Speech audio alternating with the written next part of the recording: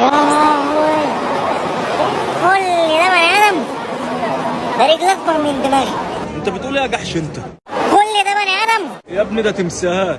هو يعني تمثال حيوان يعني؟ ما اكيد كان تمثال بني ادم، بس هو البني ادم الحقيقي كان بالحجم ده كله؟ يا غبي يا اللي ما بتفهمش، ده تمثال جدك رمسيس. ايه ده؟ هو انا جدك اللي مات غرقان في الترعه؟ غرقان في الترعه؟ امشي يا عم، امشي يا عم بدل ما أقف. حاضر يا عم خلاص. ايه ده؟ امشي ايه؟ يا ابني اطلع زي البني ادمين. عشان انا بحب السلم ده قوي. ليها جدي جدي، ابوس ايدك اطلع عليا جدي، ابوس ايدك اطلع على حاجه دنقوا عليا دي. يا ابني هو انت اتجننت؟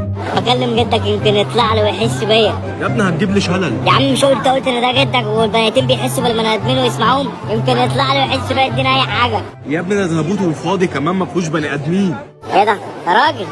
امال ده وش مين؟ امشي يا عم بدل ما اديك بالكشاف على وشك. حاضر يا عم خلاص. جدي يا ابن المجنون. ايه ده؟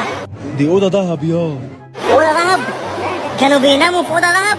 واحنا نايمين على سرير ابوك جايبه بالقسط. ده لهم حق، ربنا يبخس بيهم 7 ارض.